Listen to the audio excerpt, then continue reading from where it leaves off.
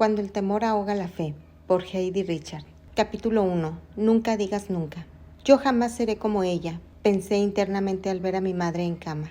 Malgasta todo su tiempo en achaques y dolencias en vez de disfrutar la vida. ¿Inconsciente o irrespetuosa? Sí, ya lo sé. Obviamente se trataba de una chiquilla inmadura haciendo despliegue de su ignorancia. Después de todo, mi madre había pasado por 10 embarazos, 10 partos y 10 lactancias, y no precisamente con biberón. Además padecía de diabetes, taquicardias y frecuentes infecciones renales. Con razón quería reposar en cada momento libre. Sin embargo, en aquellos días tomé la rotunda determinación de jamás, bajo ninguna circunstancia, llegar a ser una hipocondríaca como mi madre. No obstante, lo errado de mis conclusiones me ayudó a enfrentar la vida con el optimismo por delante. Después de todo, nadie tiene por qué saber tus problemas y pagar los platos rotos. Ellos no tienen la culpa de que tú estés pasando un mal rato. La ropa sucia se lava en casa. Nunca me imaginé que un día tendría que tragarme mis palabras. La verdad es que, aunque todos crecimos con una cierta certeza de nuestra seguridad, en los últimos años se han suscitado circunstancias que inevitablemente han dado lugar a un espíritu de temor. La infección del SARS, la gripa conocida inicialmente como porcina, la violencia, el asalto, el secuestro y la extorsión, aunados a la carestía de la vida, son suficientes como para poner en jaque al más frío de los fríos. El temor se presenta en muchas facetas dentro de la sociedad y como cristianos tenemos que reconocerlas para no caer en esclavitud. Recordemos que el estado en el que vivimos no tiene sorprendido a Dios. De hecho, la Biblia ha profetizado que en los últimos días el corazón del hombre desfallecería a causa del temor. Basta con ver el noticiero para comprobar que esa predicción se aplica a nuestros días. Debido a las circunstancias actuales, la gente tiene miedo de salir a las calles, de abrir la puerta de su casa o de perder el trabajo. Ahora más que nunca es importante que hagamos un recuento de nuestros sentimientos y echemos mano de la ayuda de Dios. Segunda de Timoteo 1:7 dice: porque no nos ha dado Dios espíritu de cobardía, sino de poder, de amor y de dominio propio. La recesión que sacudió al mundo entero a principios del 2009 se desencadenó por mera especulación. Un espíritu de temor se apoderó de los más grandes inversionistas, quienes retiraron sus acciones y llevaron su dinero al extranjero. La bolsa de valores sufrió un colapso y la comunidad internacional sintió su duro estrago. Todo esto por mera especulación, y ni siquiera había sucedido nada. Capítulo 2. El autor del temor. Con toda seguridad, Satanás ha estado deleitándose al vernos consumidos por la aprensión. Sin embargo, la Biblia nos dice que Dios no nos ha dado un espíritu de temor y tenemos que ponerle un alto. ¿Por qué hemos de vivir bajo un yugo que no nos corresponde? El temor se presenta en formas de 1. Incredulidad. Yo sé que Dios es bueno y que su voluntad es que tengamos vida y vida en abundancia, pero ¿no estaré engañada con un cuento de hadas? Nada mejor para el diablo que hacernos creer que Dios no existe. 2. Duda. Yo sé que Dios es bueno y que su voluntad es que tengamos vida y vida en abundancia, pero esta vez sí que se la puse difícil al Señor. ¿Qué tal si nunca cambian las cosas? 3. Inseguridad. Yo sé que Dios es bueno y que su voluntad es que tengamos vida y vida en abundancia, pero ¿seré realmente digna de su gracia? De otro modo, ¿por qué me están pasando estas cosas? El temor hace que caigamos en pecado y nos aleja de Dios para apoyarnos en nuestra propia prudencia. Una vez lejos de Dios, comienzan a caer sutilmente todas las barreras de moralidad que habíamos adquirido porque, después de todo, si Dios ya no me toma en cuenta, merezco darme un gusto personal. Cuando estamos atemorizados nos volvemos egoístas. El amar a tu prójimo como a ti mismo pierde su peso y se vuelve un que cada quien se rasque con sus propias uñas. Entonces me voy tras lo que a mí me interesa, me satisface o se me antoja. Y mientras más, mejor, porque quién sabe en dónde vayan a parar las cosas. Y tonto el que se deje. En otras palabras, nos regimos por las obras de la carne y el espíritu que Dios había revivificado enflaquece, se arruga y se muere con cada paso que damos lejos de Dios. Por supuesto que no quieres llegar a ese punto. Prefieres 1000 veces sentir que estás cerca de Dios, contar con su aprobación, su gracia y su voluntad. Pero como tus sentimientos te dicen que Dios está demasiado ocupado o indolente para atender tus necesidades, secretamente creas un resentimiento en su contra que te da la licencia para desquitarte como un niño desobediente que tira la leche porque no le dieron galletas. Sin embargo, no podríamos estar más equivocados respecto a Dios. La Biblia está llena de frases de ánimo para nuestros momentos difíciles. Esfuérzate y sé valiente, Josué 1:6. Nadie te podrá hacer frente, Josué 1:5. No temas ni desmayes, porque Jehová tu Dios estará contigo en donde quiera que vayas, Josué 1:9. El que habita al abrigo del Altísimo morará bajo la sombra del Omnipotente. Salmo 91:1. Con sus plumas te cubrirá y debajo de sus alas estarás seguro. Escudo y adarga es su verdad. No temerás el terror nocturno, ni saeta que vuele de día, ni pestilencia que ande en oscuridad, ni mortandad que en medio del día destruya. Caerán a tu lado 1000 y 10,000 a tu diestra, mas a ti no llegará. Salmo 91:4-7. Pero qué frágil es nuestra naturaleza humana. La prueba está en que cada vez que los ángeles aparecían para llevar un mensaje, la gente se aterraba de tal manera que el ángel tenía que tranquilizarlos para que recobraran la calma y poder darles el anuncio de parte de Dios. Es importante no dejarse llevar por el temor, porque este nos paraliza con pensamientos irracionales que nos llevan al fracaso, aún antes de enfrentar la batalla. El temor es la fe, pero a la inversa. Opera bajo las mismas leyes, pero al revés, porque verás, Satanás no es el creador del universo, es un simple prestidigitador. Él toma los conceptos que Dios introdujo y los revuelve vertiginosamente en nuestros pensamientos, como el tipo que pone una caja de cartón en la banqueta y pregona: ¿dónde quedó la bolita?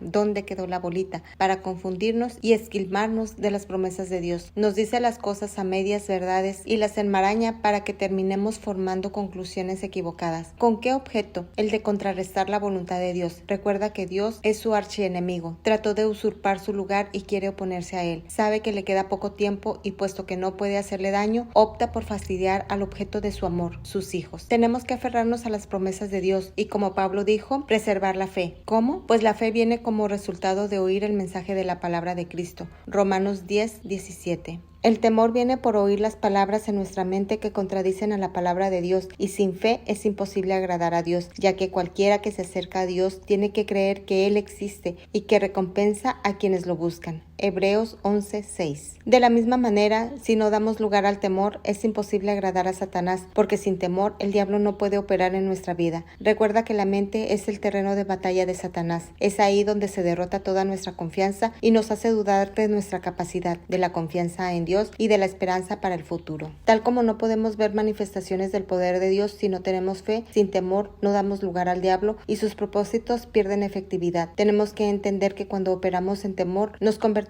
en participantes de nuestra propia destrucción y que la tolerancia al temor se convierte en una fe contaminada. ¿Por qué toleramos el temor? Porque creemos que no tiene nada de malo, que es humano, que es natural tener sentimientos ocasionales de temor. Hay personas que inclusive piensan que puede ser una fuerza positiva. El temor me sirvió para salir de la pobreza, dicen con orgullo, pero si el temor es su motivación para salir de la pobreza, cuando alcanzan el éxito se vuelven adictos al trabajo por miedo a perder lo obtenido. Mi madre murió a los 65 años del famoso cáncer silencioso, que no fue detectado hasta que era demasiado tarde. Poco tiempo después hice que me quitaran la matriz. El médico insistía que no era necesario, ya que mis síntomas podrían resolverse con un mero tratamiento, pero yo estaba resuelta. Tengo casi 40 años, ya no pienso tener hijo y mi matriz ha empezado a portarse mal. ¿Para qué la quiero? Insistí. El temor a una muerte prematura me motivó a quitármela y me llevó a una menopausia prematura. Desde entonces he aprendido que todos los órganos están ahí por una razón. Unos amigos se enteraron de mi operación y dijeron: ¿quieres que oremos por ti para que Dios te sane? No, respondí sin pestañear. Prefiero operarme. Cuidado, el temor es el punto de acceso para los estragos de Satanás. Es como dejarle a los rateros un letrero en el césped cuando nos vamos de vacaciones que dice: la puerta está abierta, tome lo que desee. Recuerda que el ladrón no viene sino para matar, robar y destruir, pero donde no hay temor, las puertas están bloqueadas y le cerramos el paso a nuestra vida. Capítulo 3. El temor es algo muy normal. Exageras, dirá el doctor. Un poco de temor puede ser saludable para cualquiera. Pues vamos a ver. Apocalipsis 21:8 dice: mas a los temerosos e incrédulos, a los abominables y homicidas, a los fornicarios y hechiceros, y a los idólatras, y a todos los mentirosos, su parte será en el lago ardiendo con fuego y azufre, que es la muerte segunda. Sin embargo, Dios es muy claro. El temor y la incredulidad son tan perniciosas como todas esas cosas y no podemos darnos el lujo de darles lugar en nuestro corazón y nuestra mente. Si toleramos el temor, terminaremos con una fe contaminada. Entonces, ¿por qué toleramos el temor? Porque creemos que es natural, pero eso no es cierto. Dios creó todas las cosas naturales y el miedo es antinatural. Por eso debilita, paraliza y destruye la paz. Decir que el temor es natural es como decir que Dios lo creó. Segunda de Timoteo 1:7. Dice que Dios no nos ha dado un espíritu de cobardía. Sin embargo, hemos vivido con la mentira de que es natural sentir miedo, sin darnos cuenta de que es como esas llamadas de cortesía que recibes cuando estás en la regadera y sales corriendo empapado pensando que quizás se trate de algo importante. Uno puede quedarse perdiendo el tiempo hasta que le sueltan toda la letanía mientras trata vanamente de explicarles que no desea el producto o simplemente decir no gracias y colgar el teléfono. Siempre que mi marido se va de viaje parece que por las noches se desata una sinfonía de ruidos desconocidos. Son los mismos que se oyen todas las noches, pero cuando él se ausenta parecen magnificarse. La verdad es que mi esposo tiene un sueño muy profundo y quien generalmente despierta soy yo. Además no es espadachín, cinta negra o boxeador. De hecho, jamás se ha peleado en su vida. Y si entrara un asesino armado, lo mismo daría que estuviera en casa o no, ya que no poseemos ningún arma con que defendernos. Cuando los niños estaban pequeños yo solía poner un altero de losa junto a las puertas, de modo que si alguien entraba cayeran al suelo dando aviso. Los 3 chiquillos se amontonaban en mi cama y yo amanecía amoratada por las patadas y codazos que me propinaban toda la noche. Ellos felices de dormir con mami erizada como centinela toda la noche. No fue sino hasta que un día me percaté de que las ventanas eran tan grandes que por ahí podía pasar un sofá entero. Si alguien quisiera meterse a mi casa, tenía amplias oportunidades de dónde escoger. Comencé a pensar que en todos los años de vivir en ese vecindario jamás se había escuchado de algún crimen y que además vivía en una de las 10 ciudades más seguras de todo el país. Entonces decidí confiar en Dios y desde entonces dormí feliz y tranquila. No porque el diablo te despache una mentira, la tienes que aceptar, firmar de recibido y comenzar a hacer los pagos. Tienes que decidirte a ser intolerante con el espíritu de temor y ponerle un hasta aquí, porque Dios no te ha dado un espíritu de temor, sino de poder, de amor y de dominio propio.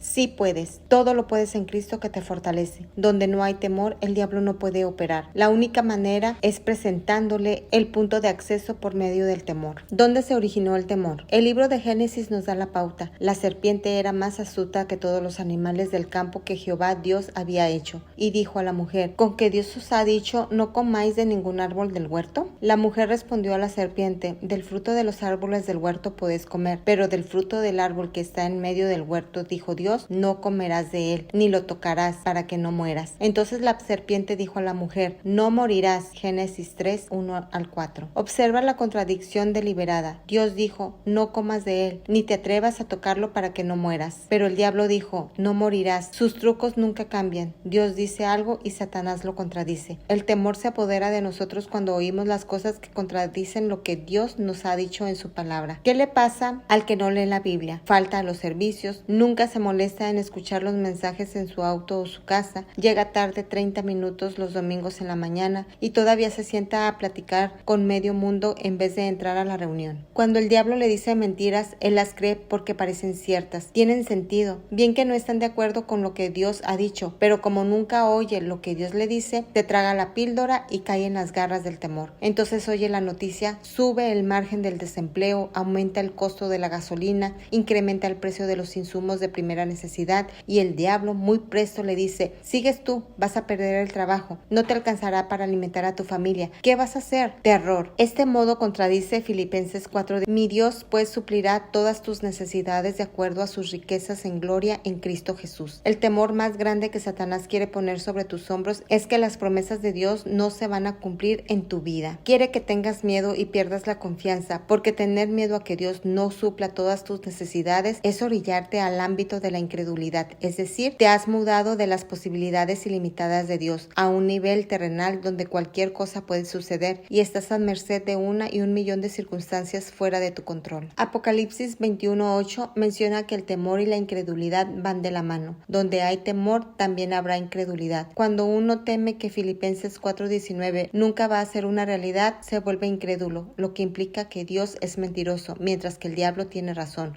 Como dije, es un usurpador. Cuando mi esposo comenzó a trabajar en el ministerio infantil, nuestros ingresos se redujeron considerablemente de un día para otro. De pronto había que cuidar el dinero y vigilar el presupuesto para que no nos cortaran la luz. Aunque no había dinero para restaurantes y salidas a pasear, teníamos todo lo básico y nos sentíamos felices y realizados de poder hacer la voluntad de Dios con nuestra vida. Sin embargo, habíamos caído en la mentira de que los siervos de Dios deben ser humildes, mientras que es indispensable mantener mantener una humildad de espíritu, el diablo nos había engañado con su atadura de pobreza. Recuerdo que la doctora que me atendió en el nacimiento de nuestros hijos trató de darnos una asistencia social en varias ocasiones, pero nosotros rehusamos aceptarla. Mientras no compre refrescos, papas fritas y frivolidades, estamos muy bien, le dije con la cabeza en alto. Como mi madre solía decir, si el hambre me tumba, el orgullo me levanta. Ese era precisamente mi problema, el orgullo. Afortunadamente para mí, Dios se encargó de hacérmelo saber. Poco tiempo después escuchamos al hermano Weinmayer compartir que él y su esposa Martita no dejaban pasar un solo día sin bendecir a alguien. El reto nos pareció encomiable y decidimos comenzar a vivir en este tipo de fe. Cada semana, después de pagar nuestros diezmos, separábamos una cantidad de nuestro salario para apoyar a los misioneros y al cabo de un par de meses decidíamos a cuáles les enviaríamos cierta cantidad. No era mucho, pero lo hacíamos concienzudamente. Como Chris siempre estaba ocupado,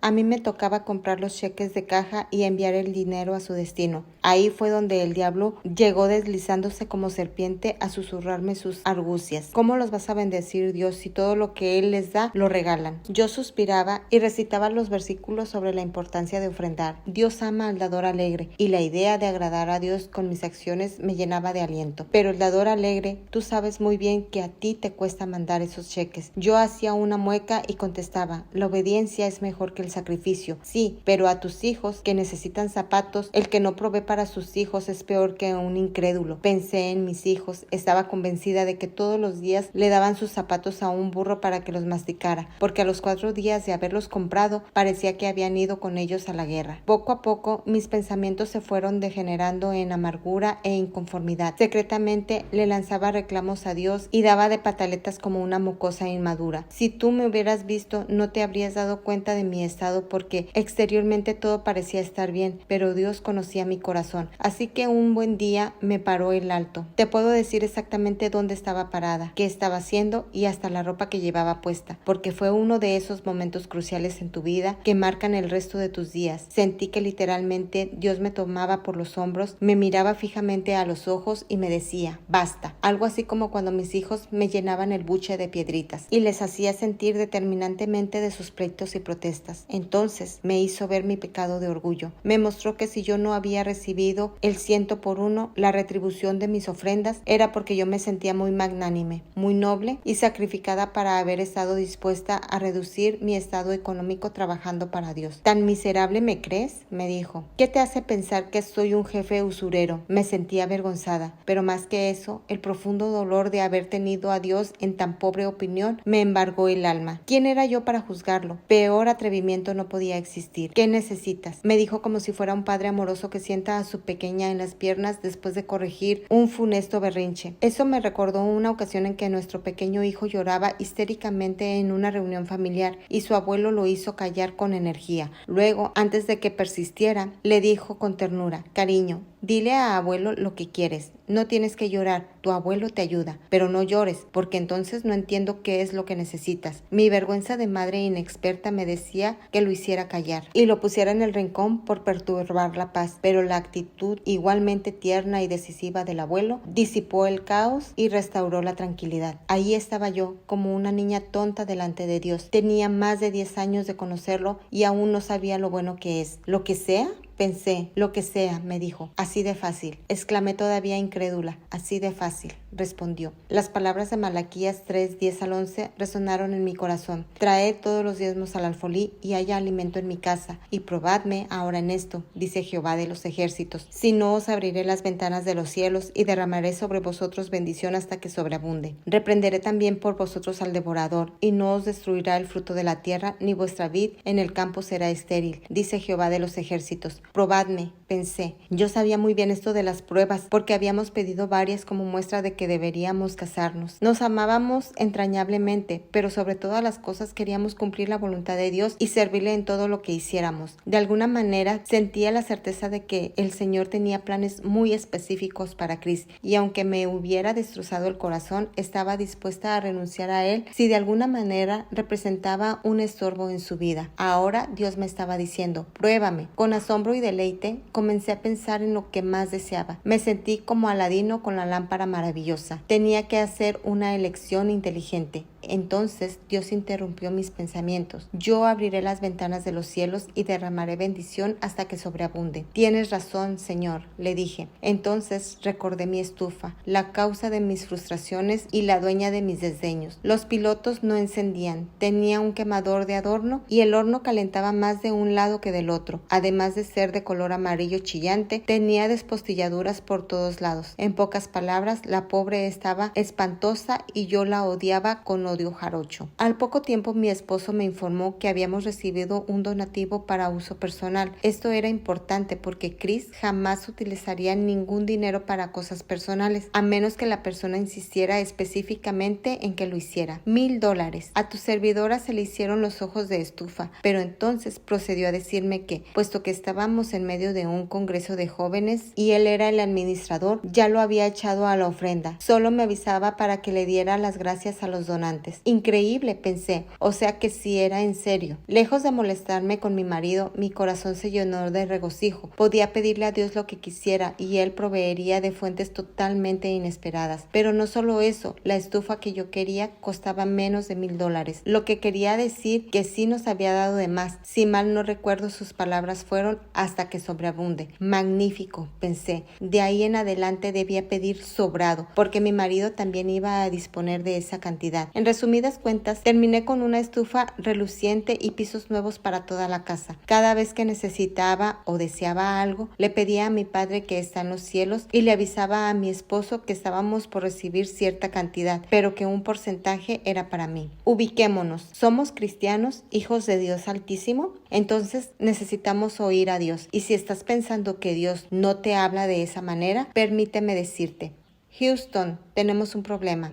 Algo anda mal, porque Jesús dijo: mis ovejas oyen mi voz y me siguen. Luego dice: yo soy el buen pastor y conozco mis ovejas, y las mías me conocen. Juan 10:3-14. Si no oímos la voz de Dios es porque no nos estamos comportando como sus ovejas o andamos demasiado lejos de Él para poder escucharlo. Algo tiene que cambiar. Hay personas que cuando Dios les pide que hagan un donativo, reprenden a Satanás, porque el miedo de desprenderse de las cosas les dice que van a perder. Cuando el Señor es galardonador, lo mejor es poner el asunto a prueba. 1. Enviar los cheques a las misiones no era producto de mi carne, porque no me emocionaba dar el dinero. 2. Tampoco se trataba del diablo, porque a él no le gusta que demos para la obra de Dios. 3. Tenía que ser Dios. El asunto era si yo lo obedecería o no. Me di cuenta de que tenía un área de incredulidad y tuve que tratar con ella. Para atacar el temor hay que atacar la incredulidad. El asunto es que cuando has pasado por el trauma de un divorcio, enfermedad o pérdida de un ser querido, te sientes frustrado, herido y lleno de confusión. No te atreves a cuestionar a Dios, pero sí cuestionas tus convicciones. Quizás Dios está demasiado ocupado para micromanejar el mundo y preocuparse porque yo estoy pasando por estas cosas. Llegas al punto en que las palabras de ánimo de los bien intencionados te suenan a cliché. Te dicen: confía en Dios, Él tiene cuidado de ti. Y tú piensas: sí, pero confía en Él y mira dónde estoy. Resumes que no puedes volver a confiar de esa manera y hacerte vulnerable nuevamente a la decepción. Esos pensamientos provienen del temor y la incredulidad. Te ponen en estado de autopreservación y de esclavitud al temor. De continuo vives a la defensiva y te resignas a que la vida es injusta y las cosas son así. Ni modo, hay que aceptarlas. Caes en el cinismo de que lo mejor que puedo hacer es tratar de cuidarme y preservar lo poco que me queda. Como dije anteriormente, todo esto está basado en el temor y la incredulidad.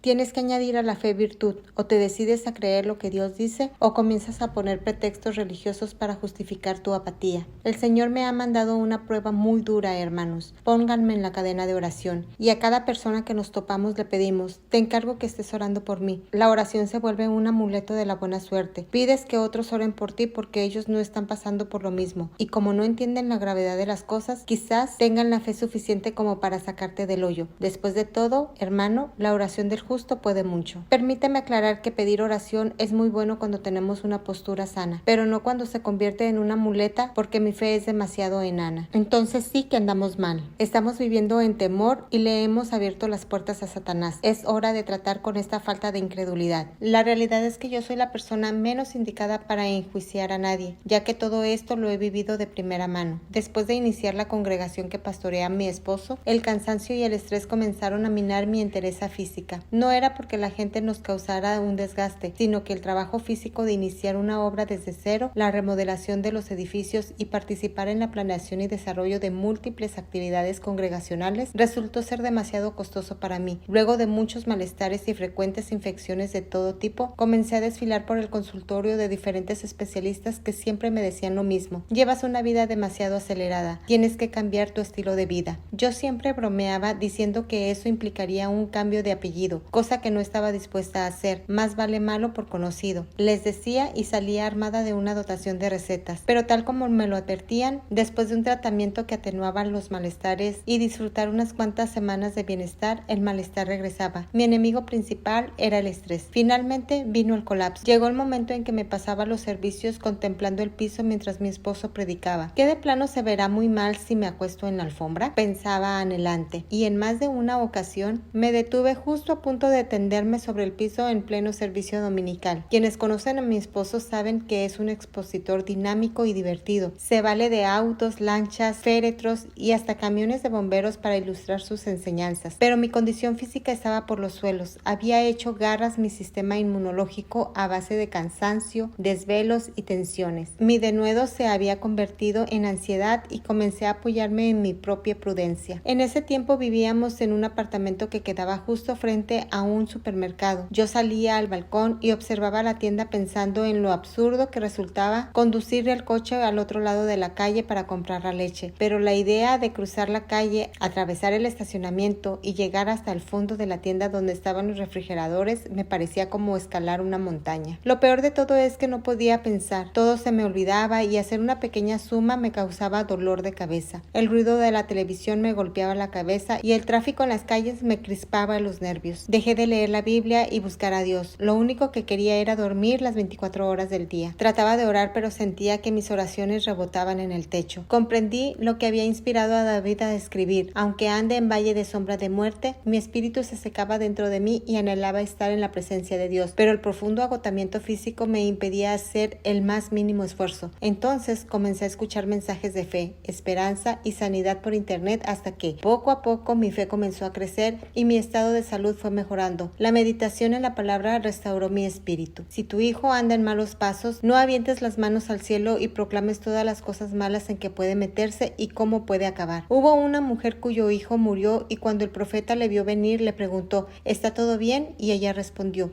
todo bien. Su hijo yacía muerto, pero ella no dio crédito a las circunstancias y su hijo resucitó. No podemos participar con nuestras palabras y nuestras actitudes en la obra del diablo. Tenemos que identificar todas esas contradicciones que se lanzan en nuestra contra. Cuando les pones atención y meditas en ellas, es fácil comenzar a tomarlas como una realidad irrevocable. Eso es tanto como recibir la semilla que dará a luz el temor y la incredulidad en tu corazón. Comienza a gobernar tus decisiones. Sin embargo, el Espíritu Santo dice que Él te guiará a toda verdad. No estás impotente. Tienes el poder de la semilla. Siembra la bienaventuranza de Dios como: Él arrebatará el botín del valiente. Mis hijos serán como racimos de uvas alrededor de mi mesa. Herencia de Jehová son mis hijos. Serán como árboles plantados junto a corrientes de agua viva, cuya hoja no cae y dan su fruto en su tiempo. Las mismas puertas del infierno no prevalecerán en mi contra. Su palabra es espada de dos filos y no regresará a él vacía sin hacer aquello para lo que Él la envió. Isaías 55, 10 al 11. Si has fallado, no te condenes. A Job también le pasó lo mismo, y él estaba considerado por Dios como un hombre justo e intachable. De hecho, Dios hace alarde de él ante Satanás, pero en Job 3:25 dijo: el temor que me espantaba me ha venido, y me ha acontecido lo que yo temía. Job vivía haciendo sacrificios en favor suyo y de sus hijos, no fuera que hicieran algo que desagradara a Dios. Conocían a Dios, pero vivían en temor de la calamidad, porque dijo que le había acontecido lo que tanto temía. Por eso es tan importante que vivamos meditando en la palabra de Dios, ya que desafortunadamente el mundo rige nuestros pensamientos mediante los medios masivos. La televisión es un sistema de transmisión de imágenes y sonidos a distancia que nos imparte su visión. A través de ella, el mundo cambia nuestra cultura y transforma nuestra idiosincrasia. En vez de estar conectados con Dios y su visión, nos llenamos de las imágenes y pensamientos de mentes seculares alejadas de Dios. Considera la visión que Dios tiene para ti. He aquí el ojo de Jehová sobre los que le temen, sobre los que esperan en su misericordia, para librar sus almas de la muerte y para darles vida en tiempo tiempo de hambre. Salmo 33, 18 y 19. Toma todo lo que has aprendido de la Biblia y di: yo no me muevo por lo que veo, por los reportajes de noticias, por el desempleo o la escasez. Yo me muevo porque Jehová Jireh, mi proveedor, su provisión llegará a mi puerta. En Isaías 61, Dios nos dice a sus hijos: levántate, resplandece, porque ha venido tu luz y la gloria de Jehová ha nacido sobre ti. En otras palabras, haz algo, no te quedes ahí tirado lamentándote las heridas. Levántate, cíñete los lomos de fuerza y ponte la armadura de la fe. Capítulo 4. A Dios no lo toma por sorpresa. No te asombres de los problemas que ves a tu alrededor, porque está vaticinado desde hace miles de años que la oscuridad cubrirá la tierra, y eso es precisamente lo que está pasando. La gente ha quedado cegada por sus propias concupiscencias, pero tú tienes la palabra profética de Dios. Él es Jehová tu proveedor y nunca te dejará ni te desamparará. Recuerda que la riqueza nunca se transfiere en tiempos de bonanza, sino en tiempos de crisis económica. Isaías 60 del 1 al 9 lo describe así: levántate, resplandece, porque ha venido tu luz y la gloria de Jehová ha nacido sobre ti. Porque he aquí que tinieblas cubrirán la tierra y oscuridad las naciones, mas sobre ti amanecerá Jehová, y sobre ti será vista su gloria, y andarán las naciones a tu luz, y los reyes al resplandor de tu nacimiento. Alza tus ojos alrededor y mira, todos estos se han juntado, vinieron a ti, tus hijos vendrán de lejos, y tus hijas serán llevadas en brazos. Entonces verás y resplandecerás, se maravillará y ensanchará tu corazón, porque se haya vuelto a ti la multitud del mar, y las riquezas de las naciones hayan venido sobre ti. Multitud de camellos te cubrirá, dromedarios de Madián y de Efa. Vendrán todos los de Sabá, traerán oro e incienso y publicarán alabanzas de Jehová. Todo el ganado de Cedar será juntado para ti, carneros de Nabaiot te serán servidos, serán ofrecidos con agrado sobre mi altar, y glorificaré la casa de mi gloria. ¿Quiénes son estos que vuelan como nubes y como palomas a sus ventanas? Ciertamente a mí esperarán los de la costa, y las naves de Tarsi desde el principio, para traer tus hijos de lejos, su plata y su oro con ellos, el nombre de Jehová tu Dios y al Santo de Israel que te ha glorificado. Si escuchas la palabra de Dios, inmovilizará la preocupación en vez de que ésta haga presa de ti. Meditar en los pensamientos que contradicen a Dios no solamente te sumirán en la depresión, sino que traerán la destrucción a tu puerta, porque del fruto de tu boca se llenará tu vientre. Sin embargo, meditar en la palabra de Dios desatará las bendiciones de tu Padre que te ama y desea verte gozando de prosperidad, salud y bienestar. Por eso nos dio Josué 1:9, donde dice: nunca se apartará de tu boca este libro de la ley, sino que de día y de noche meditarás en él, para que guardes y hagas conforme a todo lo que en él está escrito, porque entonces harás prosperar tu camino y todo te saldrá bien. Hay gente que vive preocupándose. Es que se siente horrible enfrentar una crisis. ¿Y qué importa? Somete todos tus pensamientos a la obediencia de Cristo y determina a quién le vas a creer. Ya nos lo advirtió el Señor Jesús. Por tanto os digo, no os afanéis por vuestra vida, ¿qué habéis de comer o qué habéis de beber? Ni por vuestro cuerpo, ¿qué habéis de vestir? ¿No es la vida más que el alimento y el cuerpo más que el vestido? Mateo 6:25. La Biblia en lenguaje sencillo lo dice así: no viven preocupados pensando qué van a comer, qué van a beber o qué ropa se van a poner. ¿Acaso la vida consiste solo en comer? ¿Acaso el cuerpo solo sirve para que lo vistan? Dios te hizo poco menor que Elohim. Estás hecho a su imagen y semejanza. Fuiste creado para reinar. Deja de vivir concentrado en lo negativo y pon atención a la palabra de Dios. Una y otra vez Él trata de darnos este mensaje: permíteme, déjamelo a mí. Yo ya sé lo que necesitas. Uno cree que va a resolver las cosas preocupándose por ellas, dándoles vueltas. No, la mejor manera de solucionar es aprendiendo a descansar en Dios. Todas las parejas jóvenes tienen que pasar por sus ajustes, y nuestro caso no fue la excepción.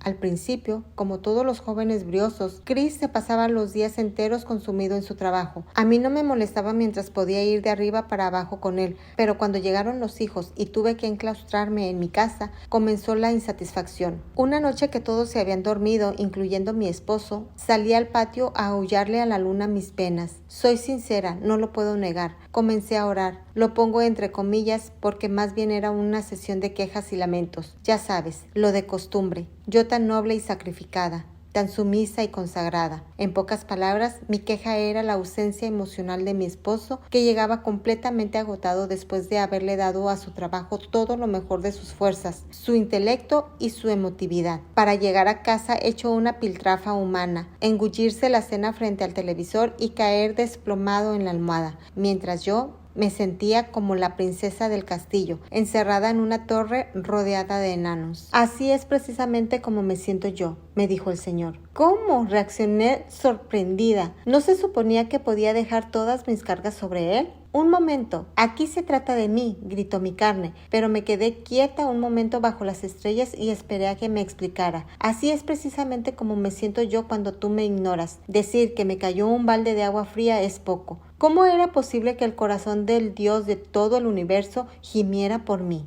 Y antes de que yo cayera en condenación, añadió, mas buscad primeramente el reino de Dios y su justicia, y todas estas cosas os serán añadidas. Mateo 6:33. Todos los matrimonios pasan por ajustes. No es un error de edición. Estamos por cumplir 30 años de casados. Cuéntalos, 30. Pero una cosa aprendí esa noche. Si en algo me siento satisfecha, lo primero que hago es voltear hacia Dios y todas las demás cosas me son añadidas. Solo tengo que decirle, Señor, devuélveme a mi esposo. Y Él lo hace. Después de todo, Él conoce nuestras necesidades. ¿Eso es así? Mas buscad primeramente el reino de Dios y su justicia, y todas estas cosas os serán añadidas. Mateo 6:33. Esa es la fórmula perfecta. Capítulo 5. ¿Cómo aumentar mi fe? 1. Pídele a Dios que aumente tu fe y piensa en todo lo que ha hecho por ti. Esto te dará un corazón agradecido y fortalecerá tu fe. 2. Determina quién vas a ser, Marta o María. ¿Te vas a preocupar o te vas a sentar a los pies de Cristo para escuchar su voz? 3. Deja de poner excusas. No seas como el hombre enfermo del estanque de Betesda. Es que no tengo a nadie que me meta a la fuente. Hombre, aunque no tuvieras piernas, pues ruédate. 4. Decídete a cambiar de ahora en adelante. En este momento tienes fe porque te he recordado la palabra de Dios, pero cuando salgas a la calle, Satanás tratará de robarte la fe y llenarte de temor. Resiste. Una amiga me pidió oración por su esposo, ya que estaba preocupado por la inseguridad de su trabajo y el contrato que le ofrecían era únicamente por un año, lo que lo mantenía en incertidumbre. Además, hicimos una oración y lo dejamos a los pies de Cristo. Al poco tiempo recibió el ofrecimiento de un contrato de 5 años por mucho mejor sueldo y mayores prestaciones. A los pocos días, la mayoría de sus compañeros perdieron el trabajo en su departamento. Estaba por quedarse sin empleo, pero Dios conocía su necesidad y la suplió antes de tiempo. Cuando Dios te dice que por nada estés afanoso, obviamente no te va a pedir que te despreocupes para luego enviarte al ruedo sin capote. El verso termina diciendo, si no sean conocidas vuestras peticiones delante de Dios en toda oración y ruego con acción de gracias. Filipenses 4:6. En otras palabras, en vez de tronarte los dedos, esto es lo que quiero que hagas.